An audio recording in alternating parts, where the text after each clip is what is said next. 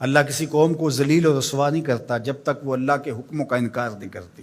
قومیں رسوا اور ذلیل تب ہوتی ہیں جب اللہ کے حکام سے رخ پھیریں اور اعراض کریں، پھر قوموں کو پیس کے رکھ دیا جاتا ہے۔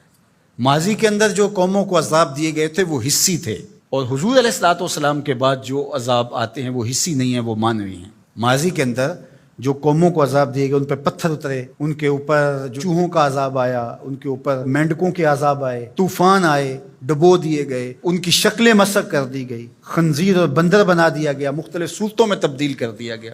لیکن اس امت میں ایسا نہیں ہوگا، مسخ حقیقی نہیں ہوگا، مانوی مسخ ہوگا۔ مطلب کیا کہ حقیقی مسخ تو یہ ہے چہرے بدل جائیں، مانوی مسخ ہے چہرے نہ بدل جائیں، سوچ غلط ہو جائے۔ یہ ہے مسخ مانوی، اندر بدل جائے، اور وہ عذاب مانوی ہوگا، اور اس عذاب مانوی کی صورت تشتت ہے، افتراق ہے۔ قومیں جب افتراق میں مبتلا ہوتی ہیں تو یہ اللہ تعالیٰ جل شانہ کی ناراضگی کا روپ ہوتا ہے۔ اللہ تعالیٰ جل شانہ جب کسی سے ناراض ہو جاتا ہے تو ایک تو اس قوم سے، سورہ یاسین کا ابتدائیہ دیکھیے، جب حبیب النجار نے آ کے ان دو فرستادگان کے لیے کہا تھا کہ یہ اللہ کے فرستادہ ہیں اور تم سے مانگتے کچھ نہیں ہیں، اور تم ان کو قتل کے درپے ہو گئے ہو، لیکن انہوں نے حبیب نجار کو بھی دھر لیا، اور پھر نتیجہ کیا ہوا کہ ان کو بھی شہید کر دیا، اور جو فرستادگان الہی آئے تھے، پیغمبر آئے تھے، ان کو بھی شہید کر دیا۔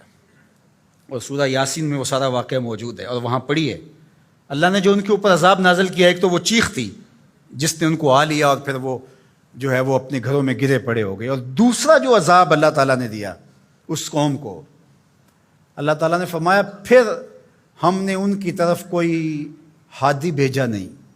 ذرا غور کیجئے، یہ باریک عذاب ہے، یہ مانوی عذاب ہے۔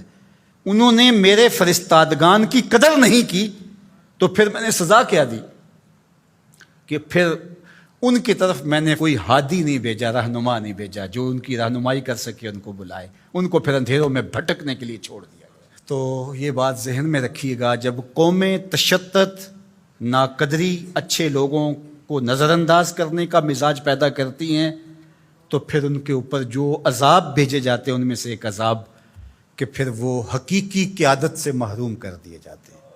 آج میرے وطن اور عالم اسلام کی جو حالت ہے، ہم اس وقت قیادت کے اعتبار سے یتیم ہیں۔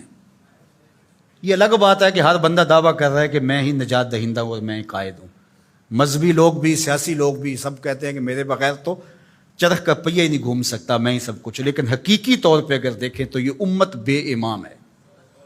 اس وقت ہمارے پاس قیادت کا فقدان ہے، اگرچہ قائدین کی بہتات ہے، لیکن قیادت، حقیقی قیادت جو درد امت کا مداوع کر سکتی ہو، جو ضرورت کی کفیل ہو، وہ قیادت آج ہمارے پاس نہیں ہے۔ اقبال نے بھی کہا تھا، اٹھانا پھر کوئی رومی عجم کے لالہ زاروں میں، وہی آب و گل ایران، وہی تبریز ہے ساکی۔